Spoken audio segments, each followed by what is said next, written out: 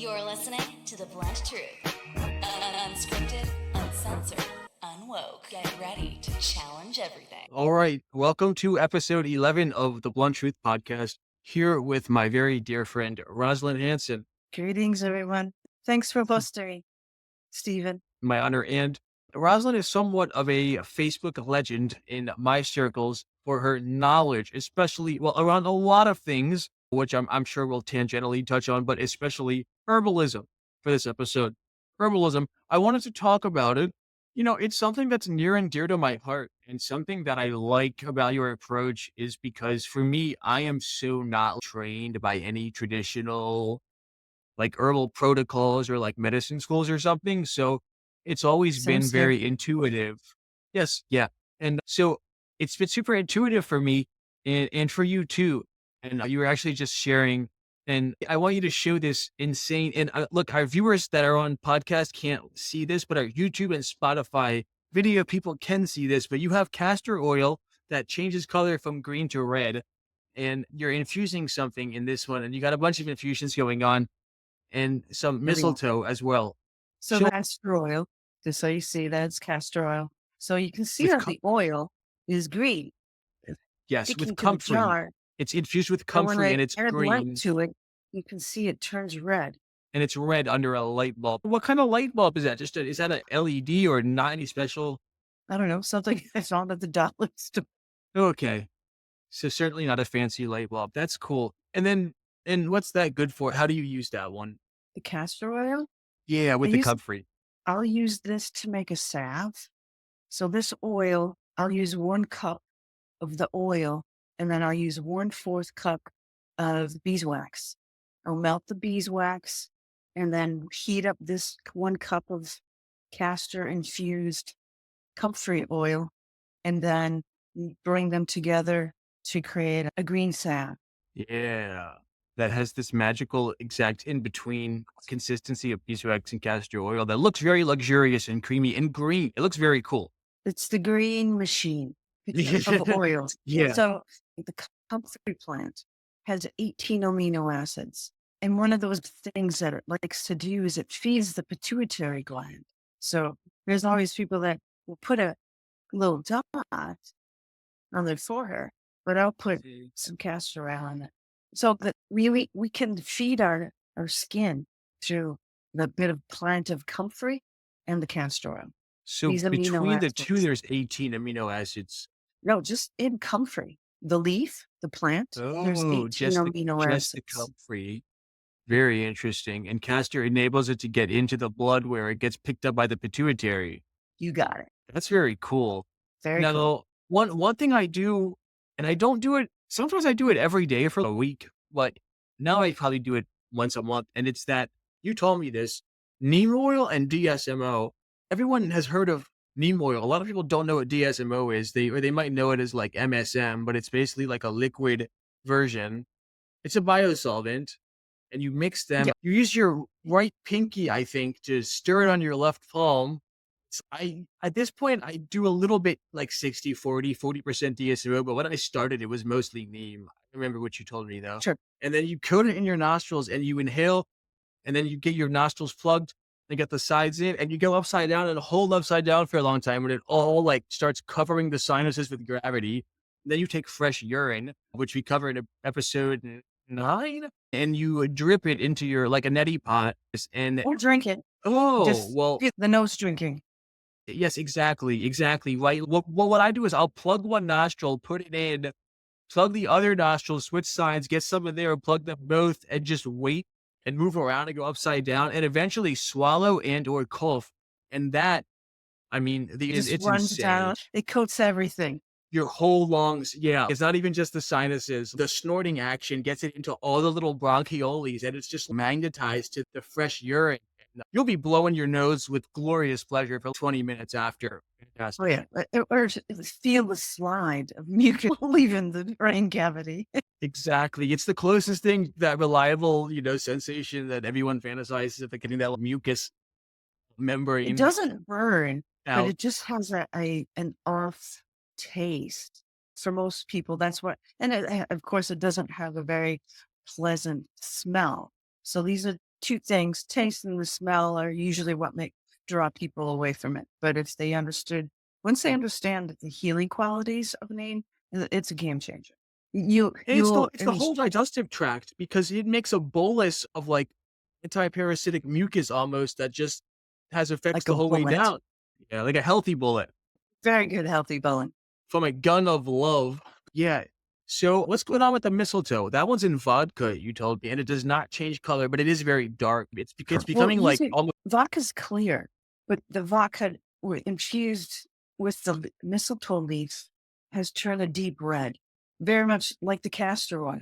So interesting enough, I asked the question yesterday to the mistletoe, does the action refer to it being a blood stimulant or a blood adaptogen?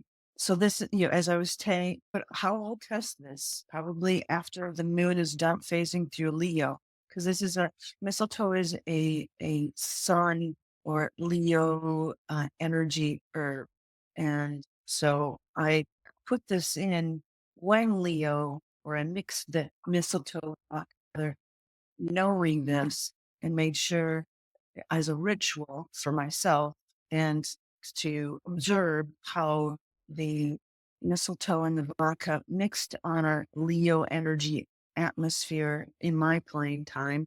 And then now the moon is in Leo today and then tomorrow, that I'm asking certain questions and the herbal book, and I'll set the information written as like Dr. Remoto addressed, he was saying something to a Pacific water.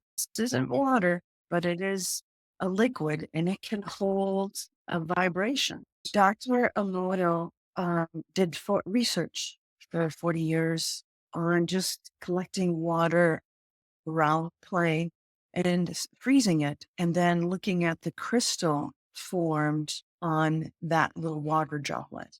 And so then he experimented, and it made it as simple as you've heard of the rice experiments, just make plain rice, put it in one jar and put it in another jar. And one jar is as the hate jar, well, rice jar is the love jar, and you throw them in the closet for 30 days, which I did with my boys when they were younger.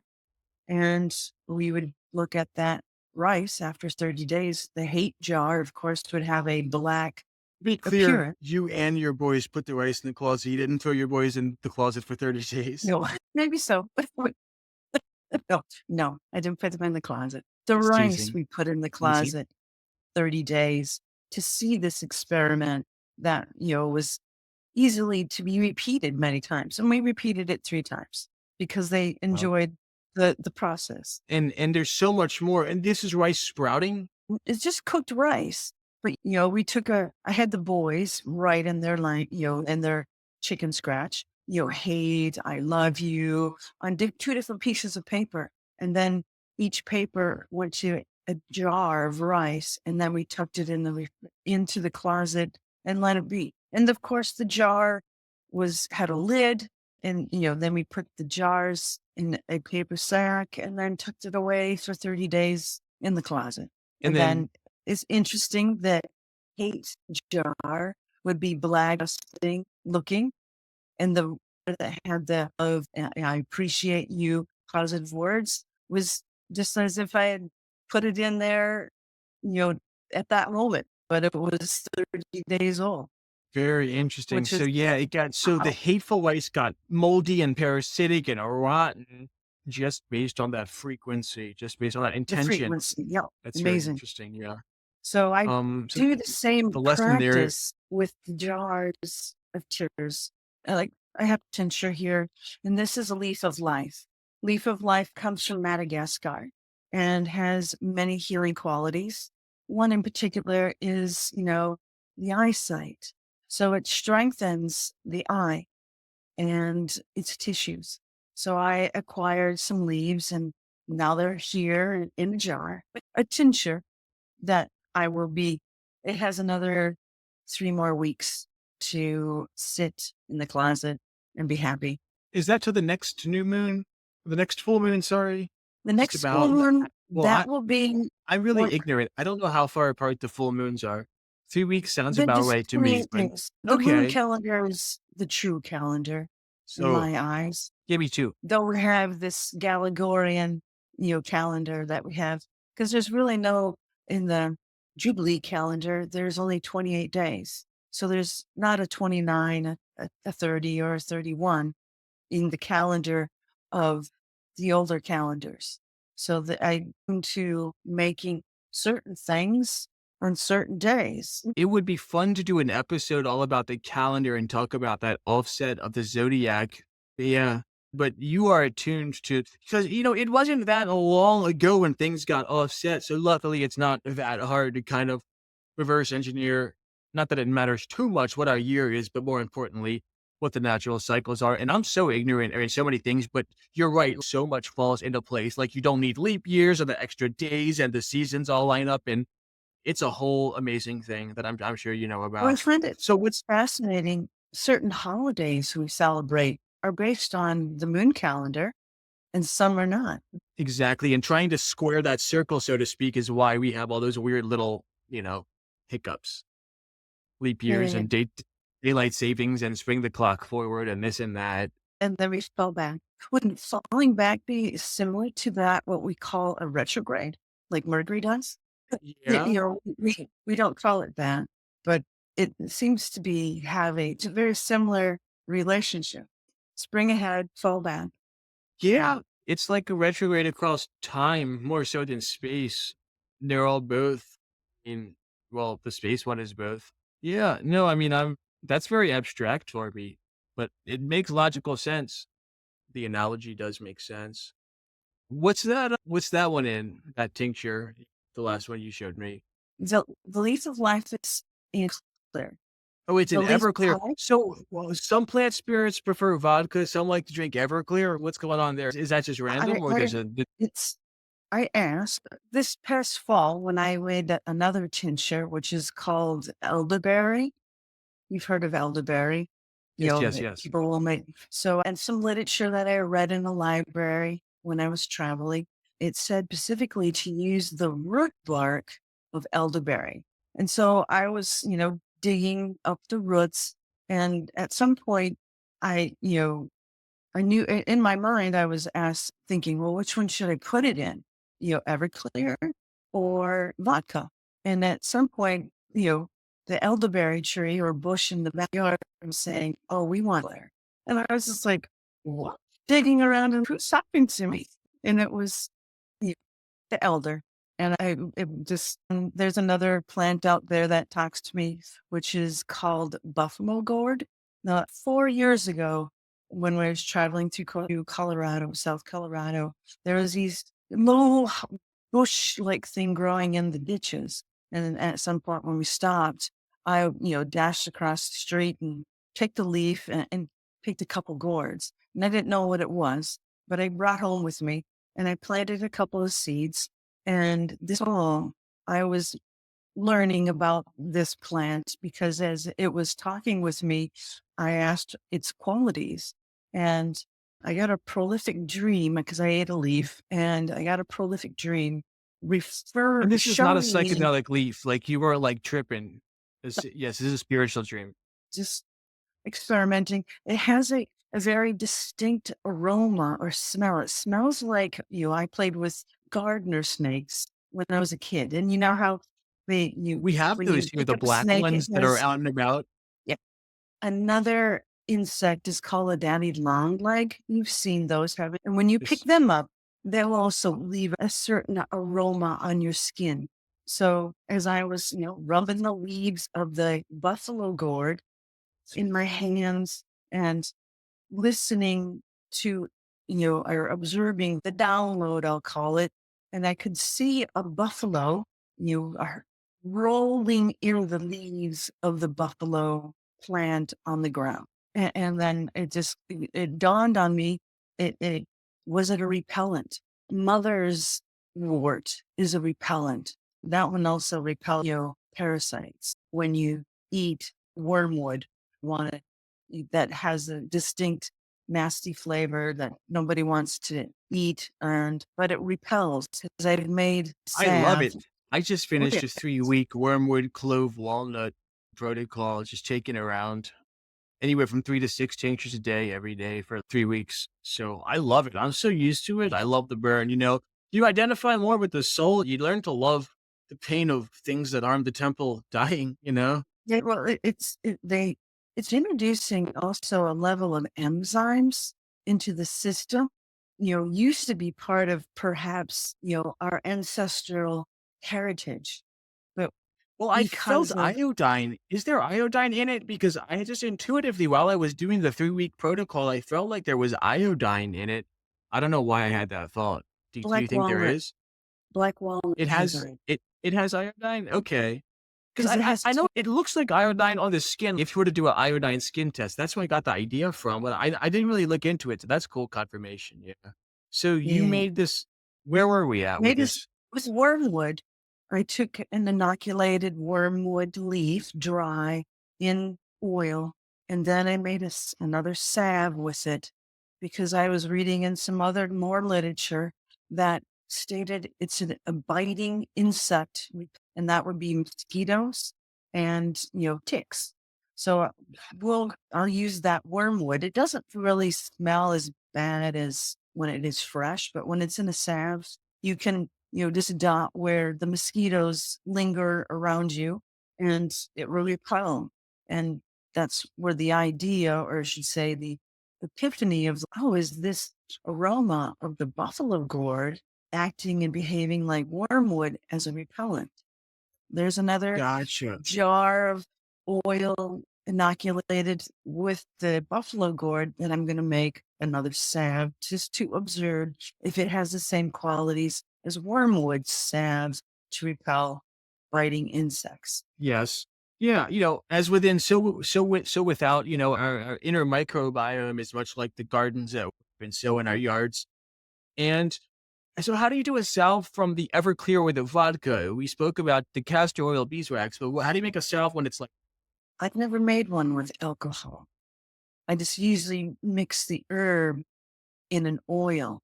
And then when I the matter from the oil, and then I heat up some beeswax, and then I'll mix the beeswax in to get this firmness of the oil that the beeswax carries into as a solvent.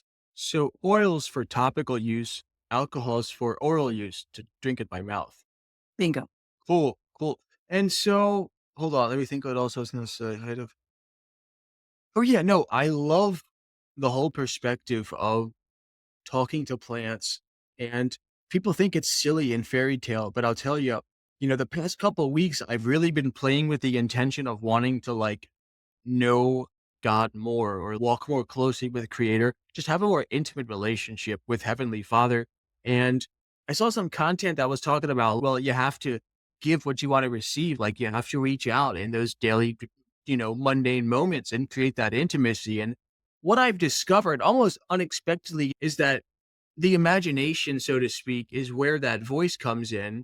And the voice of loved ones on the other side and spiritual beings like plants and stuff, same idea, that you just create that space and it comes to you. And it sounds silly because we're shamed that our imagination is ridiculous and it's just fantasy and it's just make believe and it's your imaginary friend and all this and that. But that's the only reason it's so difficult to like, return back to source and just be like, ask a question to a plant and get an answer and just trust it and trust that it wasn't your own mind and trust that you have the wherewithal to create that mental space to allow.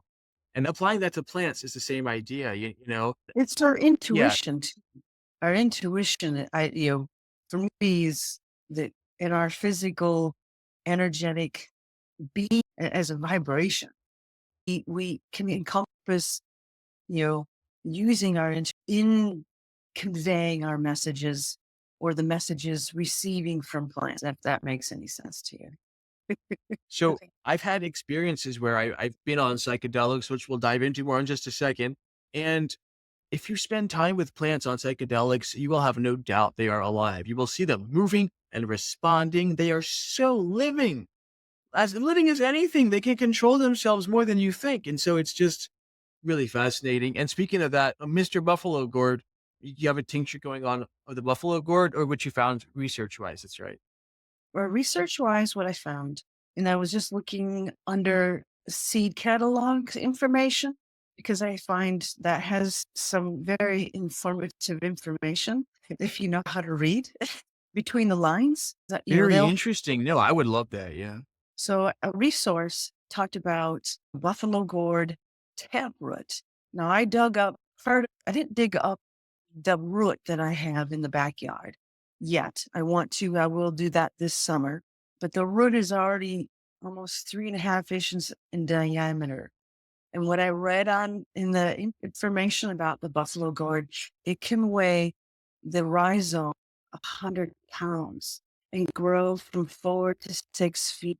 Now I dug a hole, in the fall next to my buffalo, maybe about. I started out like a foot and a half away from the base of the root that I could see on the top, and I dug down 3 feet. I just dug then slowly close to it without disturbing it. And I could see a like a giant. But what I've read is this root is dried and powdered and used as a medicine in what I would say is the American history, Indian lineage. Okay, Most cool. The indigenous peoples, medicine healers, the lineage of those women heavily used the buffalo gourd for what? Well, I think it was a food source because I mean, I still have not. I had two small roots. They were close to, I would say, 18, maybe 24 inches, because I threw the vine, across the trellis, and there was two vines that I didn't pick up, but they started to make a new taproot and a leaf node. So every 6 inches, there's a leaf node that comes off the vine, and it started to grow a new taproot. So next time I go to Colorado, I'm bringing my shovels with me. So when I'll search out the buffalo gourd growing wild, and then I'll just start. And it might be 4 feet, might be 6 feet. Correct. Well, if nobody's been digging these out, but they call it a weed, but they can. I asked a local guy in Colorado, and I said, how do you guys, control this? And they're like, we can't. And now I know why, because the taproot must be huge. So in This is southern, interesting. And I love this idea of just getting nature out of control and just having it, having the growth cycle spiral out of control of psychopaths. So it's like Johnny Appleseed for 2030 with the buffalo gourd. Everyone go plant buffalo gourd seeds. I'm officially telling you, go to your seed bank, get the buffalo gourd seeds, get these guys everywhere. Would that be a bad thing? That sounds like a bad thing. I shouldn't speak too no. soon. Invasive But the species, what's going on? seeds themselves are quite. The fruit is no bigger than the size of the gourd. It's in the size of a tennis ball. And then, of course, Wow. I cut it open. Tried it. You can't eat it. It's very bitter. I read also that they would grind and shave the seeds and use that as a survival food source. Yeah, very amino acid And heavy, very power enzymes. plants. No, I mean, it definitely seems like one of those plants where you can take it apart so many ways and use every part of it in multiple ways. Obviously, the shape of it, music instruments, drinking Mhm. vessels, food vessels, even cutlery. So Really makes cool. cutlery. This would be, because it's no bigger than a tennis ball. You could, drill a hole in it, and maybe cut off part of the top, and then put a stick in it, and you've got a ladle. But it's very Yeah. hard. I had to smash it with a rock because it wasn't going to go with a knife. It's the original stress ball. When your village is driving you mad, just smash the rock against the buffalo gourd. Now, speaking of something different, combo, toad medicine, frog medicine, not toad medicine. You blew my mind because not only have you done combo, but apparently there's an entire framework of science where the different frog species are good for different organs, which I'll just say real quick is that I have an independent theory around how magical and non-magical mushrooms work because they activate different nerve pathways, different metabolic pathways somehow, and just purify them. So it's just pure like a light energy streaming through. So like when I hear organ targeting and I hear all from frog medicine, I'm like, wow, like divine template vibes. So Tell me about Combo and your experience with it. The shaman that I was working with, and I had my dose or course when I was traveling in Budapest. Knew some friends that had, they come to the ceremony, like 3 days sessions, a Monday, a Tuesday, a Wednesday of the goat that frog poisoning. And the first session, typically everybody, is required or not required, but the shamans, you need to drink at least a liter, 2 liters of water because you're going to purge because this makes you purge. So initially they burn the skin with dabs of like maybe with an incense burner or very similar, like an incense stick. And then Yeah, they like slightly place, pokey, but not like stabbing you. they're not stabbing you. They're just quick. What did you do? Which I have this. And, maybe not most everybody is aware of it or even it's in tune with it. So I just let it be as that, but he was just fascinated how my skin is. And he did that, Oh, yeah. the dabs. I think I had 3 dabs the first day, and then second day, I had probably 4, 5, and then 6 the third day. And the Okay. first day, I did vomiting, and then on the day, I had Just from the profuse dabs vomit. on your skin, you didn't take it any Yeah, other way. Just from the dabs on your skin's making you have these reactions? but Wow. then, Okay. Oh, wow. Profuse vomiting on day one from 3 dabs. Okay. yeah. And then the second was on the second day, that was profuse diarrhea for at least 6 movements. I mean, that was almost 10 years ago. So I'm so immediately after 20 minutes, you're going through your head, it's, I would say 4, 5 minutes, you hear your heart, feel your heart pounding in your chest. And then it switches gears and goes to your head. And, there was a mirror there and he's look at your face. And I looked in the The mirror and my shaman said face to was, it? yeah, your face is beet red. And I could see other people's faces were beet red, but he goes, your face looks just like the frog. I started out laughing. And then I was like, wait a minute, I go use the toilet now. And Yeah. so then also on that third day, I had spirits just mad forcing out the back door. Man, I was just like, I'll take it, tie them up just through the skin. Oh, that's incredible. Yeah. So it sounds like it somehow gets into the blood through the skin and then cycles and has different sort of activations on the whole system, almost works its way through. That's And incredible. when I went to Buffalo, this is 99. So I went there by myself, just travel. And That's the, impressive. I'll just say, look, doing combo international travel in 99 is impressive because society was so not. I mean, I was doing stuff as a teenager in the early 2000s and all of society felt against me. So that's impressive. You were like super ahead of the holistic healthcare well, that curve. the learning curve, it's just a learning curve. So that when we were in the woods in Bocas del Toro, there are little islands down there, and I was on Island George. And on Island George, there's certain species there. So the little frog I was looking for was no bigger than my fingernail. Think your fingernail And this tiny. little frog, they call it ladybug because it's red with black, like little black freckles on it. And the frog chooses you. Most of those frogs choose you. So, like when I was in the woods sneaking with, he said, "Oh, I found one," and he went down to the ground to get it, let it hop on him, and the frog hopped away. And the shaman said, "No, that's not for you. The frog is going to choose who it wants to be with." And he went, "Just stand where you're at," and then the frog hopped up to me. And then I placed my hand down on the ground and it hopped in my hand. And he says, "Wait for it to pee in your hand." Wow. And I did. I waited, it pee, put it down. And then what you do with that pee is you rub it on your skin. And then I would say close to 4 hours later, No. the started to happen in within me. And then on the second day, same thing. And so on the fourth day, as the frog peed in my hand, the shamans, and I had a fever like on the third day. But on the fourth day, I was just feeling fine. He goes, if you're brave, he goes, you'd lick it. So I did. Let's I go. licked me, and I could feel this, moving through me. And I had shivers and goose pimples all over me for hours. And then when that was over, then I sweated like a pig for probably close to 2 hours. I bet you felt amazing after those sweats. And, That's oh, awesome. yeah. Thank you for sharing that. But I'm sure I didn't know anything about.